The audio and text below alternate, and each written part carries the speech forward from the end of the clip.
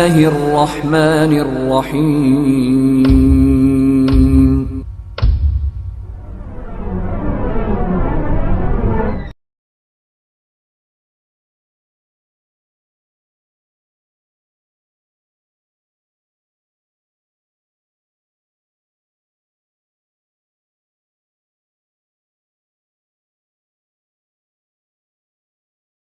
کہ آپ صلی اللہ علیہ وسلم نے مختلف جو ہے خواتین سے شادی کی، اور جس میں بات چل رہی تھی ماں زینب بنت جحش رضی اللہ تعالی عنہا کے نکاح کے بارے میں. ان کے نکاح کا تذکرہ اور واقعات کا تذکرہ گزر چکا ہے، اور خاص طور سے ان کے نکاح کی بات یاد رکھنا اس لیے بہت اہم ہے کیونکہ بہت سارے مسائل ان کے نکاح کے موقع پر نازل ہوئے، پردے کی آیات نازل ہوئیں، گھروں میں جانے کے آداب نازل ہوئے، اور اسی طریقے سے بہترین ولیمہ آپ صلی اللہ علیہ وسلم نے ان کے نکاح کے موقع پر کیا تھا، اور وہ یہ تھا کہ ایک بکری ذبح کر کے آپ صلی اللہ علیہ وسلم نے جو ہے کھلائی تھی، اور اس کے علاوہ جو ہے کچھ تحائف آئے تھے آپ صلی اللہ علیہ وسلم نے وہ بھی جو ہے کھلائے تھے. زینب رضی اللہ تعالی عنہا کا تذکرہ جب آ گیا ہے تو مختصر سی ان کی سیرت جان لیں یہ کیسی تھی. دیکھیے، زینب بنت جحش رضی اللہ تعالی عنہا جو مومنوں کی ماں ہیں، یہ بہت پرہیزگار تھی، کثرت سے روزے رکھنے والی تھی، قیام اللیل کیا کرتی تھی، یعنی تہجد کی نماز پڑھا کرتی تھی. تہجد گزار یہ بہت اہم عبادت ہے، نفل عبادات میں بہترین عبادت ہے تہجد ادا کرنا، کیونکہ جو شخص تہجد کی نماز ادا کرتا ہو تو ظاہر سی بات ہے فرائض کی پابندی تو الحمدللہ وہ کر ہی لے جائے گا جب وہ تہجد کی نماز پڑھتا ہے. اور تہجد کی نماز کا وقت جو ہوتا ہے اتنا بہترین ہوتا ہے کہ اللہ رب العالمین سے بندہ مانگ رہا ہے، رو رہا ہے، گڑگڑا رہا ہے، اس میں اخلاص کا مادہ زیادہ پایا جاتا ہے. دیگر نمازوں میں آپ فرض نماز کے بعد آپ اللہ تعالیٰ سے مانگ رہے ہیں، آنسو بہا رہے ہیں، ٹھیک ہے، آپ کے دل کی بات ہے، آپ اور اللہ تعالیٰ کے درمیان ہے، لیکن اس میں یہ بھی نقطہ آ سکتا ہے کہ ہو سکتا ہے آپ اپنی تقوی پرہیزگاری دکھانے کے لیے ایسا کر رہے ہوں، ہو سکتا ہے. لیکن جب تہجد میں اٹھ کر کے آپ، جبکہ آپ کو کوئی نہیں دیکھ رہا ہے اور اللہ تعالیٰ کے سامنے روئیں تو ظاہر سی بات ہے اس میں ریاکاری کہاں سے پائی جا سکتی؟ اس کے تعلق سے تو ریاکاری کے بارے میں سوچا بھی نہیں جا سکتا. اور یہ وقت ایسا ہوتا ہے کہ اللہ رب العالمین کی طرف سے آواز لگائی جاتی ہے کوئی مجھ سے مانگنے والا، ہے کوئی مجھ سے سوال کرنے والا. اور یہ دعا کی قبولیت کے خاص اوقات میں سے ایک وقت ہے تہجد کا وقت. تو یہ تہجد گزار تھے، صحیح بخاری کی حدیث. آگے ہم ایک واقعہ دیکھیں گے، واقعی افک اما عائشہ رضی اللہ تعالی عنہا پر منافقین نے غلط الزام لگایا تھا. بہت سارے بھولے بھالے مسلمان بھی اس میں پڑ گئے تھے، لیکن یہ جو ہے حالانکہ ایک حساب سے دیکھا جائے دنیاوی اعتبار سے تو سوکن تھی نا. سوکن کا مطلب تو آپ سمجھتے ہوں گے، خیر عورتیں زیادہ سمجھتی ہیں لیکن مرد بھی سمجھتے ہیں کہ سوکن کا مطلب کیا ہوتا ہے. سوکن تو پہلے سے ایک دوسرے سے خار کھائے ہوئے رہتے ہیں کہ موقع ملے تو قسم چھوڑیں گے نہیں، ہے نا. سوکناپن ہوتا ہے ایسی چیز. جبکہ یہ سوکنے تھیں، اما عائشہ رضی اللہ تعالی عنہا ہیں، حفصہ رضی اللہ تعالی عنہا ہیں، یہ ہیں ام سلمہ رضی اللہ تعالی عنہا. لیکن جو ہے واقعی افک میں یہ بالکل محفوظ نہیں. یعنی آپ صلی اللہ علیہ وسلم نے جب باقاعدہ ان سے پوچھا، جب وہ واقعات آئیں گے تو بالتفصیل ہم دیکھیں گے، پوچھا کہ دیکھو ایسی بات لوگ کر رہے ہیں تو تمہارا کیا خیال ہے، تمہارے نزدیک عائشہ کیسی ہیں؟ تو انہوں نے جواب دیا تھا کہ اللہ کی قسم میں عائشہ کے بارے میں اچھائی کے سوا کوئی بات نہیں جانتی.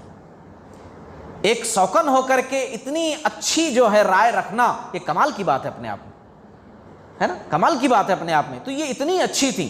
اور اسی طریقے سے ان کا ایک امتیازی شرف تھا، ایک خصوصیت تھی. خصوصیت کیا تھی کہ اور آپ صلی اللہ علیہ وسلم سے باقاعدہ یہ کہا کرتی تھی، آپ صلی اللہ علیہ وسلم کی جب ساتھ ہوتی تھی تو کہا کرتی تھی کہ یا رسول اللہ صلی اللہ علیہ وسلم دیکھیے دوسری بیویوں کی بنسبت مجھے 3 چیزوں پر فوقیت حاصل ہے. آپ کی بے شک اور بھی بیویاں ہیں لیکن اور بیویوں کے بالمقابل مجھے 3 جو ہے شرف حاصل ہیں، 3 مقامات ان سے ذرا اونچے مجھے حاصل ہیں.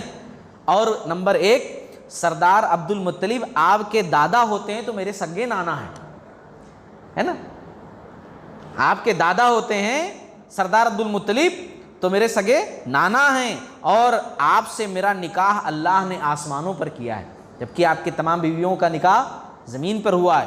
میرے اور آپ کے نکاح میں سفیر جبریل تھے۔ سفیر کون تھے؟ جبریل تھے۔ اللہ رب العالمین نے کہا نا کہ آپ کا نکاح زینب کے ساتھ، تو پیغام کون لے کر آیا؟ جبریل امین لے کر کے آئے۔ ساری باتیں کون سنائیں؟ جبریل امین۔ اور ظاہر سی بات ہے جس کے نکاح میں جبریل امین سفیر ہو اس کی قسمت کا کیا کہنا، تو کہا کرتی تھی کہ میرے اور آپ کے نکاح میں سفیر جو ہے وہ جبریل تھے۔ اسی طریقے سے سیدہ زینب رضی اللہ تعالی عنہا ہماری ماں جو ہے یہ اپنے گھر میں ایک چھوٹا سا عبادت خانہ بنا کے رکھی تھی، نہیں نماز پڑھنے کی جگہ، عبادت خانہ کا مطلب کوئی سا بنا کر کے نہیں رکھی تھی، نماز پڑھنے کی جگہ ہے نا، مصلی نماز پڑھنے کی جگہ وہاں بنا کر رکھی تھی، اکثر عبادت وہیں کیا کرتی تھی اسی جگہ پر۔ بلکہ بعض اوقات جب آپ صلی اللہ علیہ وسلم ان کے گھر پر ہوتے تھے تو آپ صلی اللہ علیہ وسلم نفلی عبادات انہی کی جگہ پر پڑھا کرتے تھے جہاں وہ نماز پڑھنے کی جگہ بنائی ہوئی تھی، آپ صلی اللہ علیہ وسلم وہاں پڑھتے تھے۔ اور اسی طریقے سے ایک عادت ان کے اندر اور بھی اچھی تھی، کوئی بھی کام کرنے سے پہلے استخارہ ضرور کیا کرتی تھی، استخارہ ضرور کیا کرتی تھی۔ اور ایسی خاتون تھی کہ اپنے اوپر بہت کم خرچ کرتی تھی۔ آج کل کی خواتین اگر آپ پیسے دے دو کہ یہ آپ کے ہیں، آپ اپنے حساب سے خرچ کرو، تو ظاہر سی بات ہے مارکیٹ میں نیا لباس آیا ہوا ہے، نئے زیورات آئے ہوئے ہیں، یہ زیورات پرانے ہو چکے ہیں، ان کی ڈیزائننگ پرانی ہو چکی ہے نا، یہ پہن کر کے شادی بیاہ میں گئے تو کہیں گے کہ ٹھیک ہے سونا تو سونا ہی ہوتا ہے لیکن بہت اولڈ ماڈل ہے، دادیوں کے زمانے کا تم پہنے ہوئے ہیں سونا، وہی ماڈل، صحیح سی بات ہے۔ تو ہر مہینے وہ امپرومنٹ ہوتا رہتا ہے نا، نئے نئے ڈیزائننگ آتے رہتے ہیں تو خواتین کراتی رہتی ہیں، شوق ہوتا ہے پہننے کا اوڑھنے کا، اب عورتوں کو نہیں ہوگا تو کس کا ہوگا بھلا۔ لیکن ان کے پاس کیسا تھا کہ یہ دنیا سے زیادہ آخرت کو ترجیح دینے والی تھی، دنیا سے زیادہ آخرت کو، اپنے اوپر برائے نام خرچہ کرتی تھی۔ آپ صلی اللہ علیہ وسلم جو اخراجات وغیرہ دیتے تھے نا اس میں بھی بچا لیتی تھی اور خود بھی کام کرتی تھی۔ کیسے کام کرتی تھی؟ یہ کیا کرتی تھی، وہ جو پہلے دور میں جو ہوتا تھا کھالیں جو ہوتی نا اسکن چمڑے جانوروں کے، اس کو دباغت دیتی تھی، صاف کرتی تھی، ہے نا، صاف کرتی تھی، گھر میں کام کرتی تھی، اور یہ سلائی کڑھائی کا کام، دستکاری کا کام، ڈیزائننگ کا کام یہ گھر میں کرتی تھی۔ اچھا، اس سے جو پیسہ کماتی تھی اس لیے نہیں کہ اپنے شوق پورا کریں گی، اس لیے کہ صدقہ کروں گی۔ اب سوچئے اتنا صدقہ کا جذبہ کہ کماؤں گی اور پھر صدقہ کروں گی۔ اگر میرے پاس اتنا پیسہ نہیں ہے کہ ہم صدقہ کر سکیں تو ہم بیٹھ جاتے ہیں، بھائی ہمارے پاس نہیں ہے تو اللہ تعالیٰ سوال بھی نہیں کرے گا، ہوتا تو اللہ سوال کرتا کہ آپ کیوں کیے یا کیوں نہیں کیے، ہے ہی نہیں تو کیا سوال۔ لیکن یہ جذبہ دیکھیے کہ میں کما کر کے پھر صدقہ کروں گا، کمال کا جذبہ ہے نا، کما کر صدقہ کرنا۔ تو یہ ایسی تھی، محنت سے کماتی تھیں اور صدقہ کرتی تھیں۔ اما عائشہ رضی اللہ تعالیٰ عنہ باقاعدہ گواہی دیتے ہوئے کہتی ہیں کہ ان سے زیادہ راست گفتار یعنی سچ بولنے والی، ان سے زیادہ صلہ رحمی کرنے والی، ان سے زیادہ خود محنت کر کے صدقہ کرنے والی دوسری کوئی خاتون میں نے دیکھی نہیں۔ یہ اما عائشہ رضی اللہ تعالیٰ عنہ کہا کرتی تھی ان سے زیادہ خود محنت کر کے کما کر کے صدقہ کرنے والی کوئی دوسری نہیں دیکھی۔ ہاں، اما عائشہ رضی اللہ تعالیٰ عنہ یہ بھی کہا کرتی تھیں، مزاج کی تھوڑا تیز تھیں، تھوڑا سا تیز مزاج کی، لیکن بہت جلد جو اگر کچھ غلطی ہو جائے تو فوراً معافی بھی مانگ لیتی تھیں، نادم بھی ہو جاتی تھی۔ ایسا نہیں کہ غلطی کر کے پھر ڈٹ جائیں کہ ہاں ایشش کرتے ہیں، ہم ایشش کرتے، ہوتا نہیں، کچھ لوگ ہوتا ہے کہ زبردستی پر آ جاتے، غلطی کی ہے، اب اس کو احساس بھی ہو رہا ہے، ضمیر بول رہا ہے کہ اب غلطی کی ہے، مگر مانتے نہیں اس چیز کو اور غلطی پر غلطی کرتے ہیں۔ تو یہ ایسی نہیں تھی۔ صحیح مسلم کی حدیث ہے، عمر رضی اللہ تعالی عنہ کے دور خلافت کی بات ہے، آپ صلی اللہ علیہ وسلم کی دنیا سے چلے جانے کے بعد بھی یہ زندہ تھی۔ تو عمر رضی اللہ تعالیٰ عنہ کا دور جب آیا تو عمر رضی اللہ تعالیٰ عنہ جو ہے امہات المومنین کے خرچے بھیجا کرتے تھے حکومت کی طرف سے۔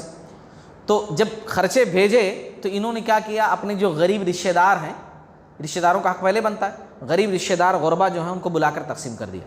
اچھا، عمر رضی اللہ تعالیٰ عنہ کو معلوم بھی ہو گیا کہ جو بھیجا تھا انہوں نے پورا صدقہ کر دیا، اپنے لیے کچھ نہیں رکھا، تو پھر دوبارہ بھیجا۔ اچھا، وہ دوبارہ جو بھیجا 1000 درہم اور اس کو بھی پھر جو ہے صدقہ کر دیا، اور اس کے بعد دعا کی، اے اللہ تعالیٰ اس سال کے بعد مجھے عمر کا وظیفہ لینے والا مت بنا، ہے نا، یعنی اب ایک عمر ہو چکی تھی، اب وہ وظیفہ لینے والا مجھے نہ بنا۔ آپ صلی اللہ علیہ وسلم جب دنیا سے رخصت ہوئے تھے تو رخصت ہونے سے پہلے آپ صلی اللہ علیہ وسلم نے اپنی بیویوں سے ایک بات کہی تھی۔ آپ صلی اللہ علیہ وسلم نے کہا تھا کہ دیکھو تم لوگوں میں سے مجھ سے سب سے پہلے آ کر کے، یعنی میرے بعد جس کا انتقال ہوگا، آپ صلی اللہ علیہ وسلم کے کہنے کا مطلب یہ تھا، مجھ سے سب سے پہلے آ کر کے وہ بیوی ملے گی جس کے ہاتھ سب سے لمبے ہوں، جس کے ہاتھ سب سے لمبے ہوں، یعنی میرا انتقال اور پھر اس کے بعد اس بیوی کا انتقال ہوگا کہ جس کے ہاتھ سب سے لمبے ہیں۔ آپ صلی اللہ علیہ وسلم کا جب انتقال ہو گیا تو اما عائشہ رضی اللہ تعالی عنہ کہتی ہیں کہ ہم بیویاں جو تھیں وہ ایسے ہاتھ ناپا کرتی تھیں کہ کس کا بڑا ہے، کیونکہ جس کے ہاتھ لمبے ہوں وہ ملے گی۔ لیکن جب انتقال ہوا ان کا 20 ہجری میں زینب رضی اللہ تعالی عنہا کا، تب ہم کو سمجھ میں آیا کہ آپ صلی اللہ علیہ وسلم کہنا کیا چاہتے تھے۔ آپ صلی اللہ علیہ وسلم کے کہنے کا مطلب یہ نہیں تھا کہ یہ ہاتھ کی لمبائی جو حقیقتاً دکھ کر آتی ہے، آپ صلی اللہ علیہ وسلم کے کہنے کا مطلب یہ تھا کہ جو صدقوں خیرات میں سب سے زیادہ ہوگی۔ ہاتھ لمبے ہونے کا مطلب یہ، ہاتھ لمبے ہونے کا مطلب جو اپنے ہاتھوں سے صدقہ خیرات زیادہ کرنے والی ہوگی، نیکی کے کام زیادہ کرنے والی ہوگی، وہ بھی مجھ سے آ کر سب سے پہلے ملے گی تم لوگوں کے بعد، میرے جانے کے بعد۔ یہ آپ صلی اللہ علیہ وسلم کے کہنے کا مطلب تھا۔ زندگی میں اپنا کفن تیار کر لیا تھا انہوں نے، اپنی زندگی میں اپنے ہاتھوں سے اپنا کفن تیار کر لیا تھا۔ وصیت کر دی تھی کہ مجھے قبر میں وہی لوگ اتاریں گے جو زندگی میں میرے پاس آ سکتے ہیں، جن سے میرا پردہ نہیں ہے، جن سے میں پردہ نہیں کرتی ہوں، شریعت نے مجھے پردہ کرنے کا حکم نہیں دیا، جو لوگ میرے پاس آ سکتے ہیں وہی لوگ مجھے قبر میں اتاریں گے۔ عمر رضی اللہ تعالی عنہ نے جو ہے نماز جنازہ 4 تکبیرات کے ساتھ پڑھائی تھی، اور اما عائشہ رضی اللہ تعالی عنہا نے یہ الفاظ کہے تھے کہ وہ ہستی دنیا سے رخصت ہو گئیں جو تعریف کے لائق اور عبادت گزار تھیں، وہ یتیموں اور بیواؤں کی جائے پناہ تھیں۔ یہ الفاظ ادا کیے تھے اما عائشہ رضی اللہ تعالی عنہ نے ان کے انتقال کے بعد۔ ان کے روایات کی تعداد 11 ہے۔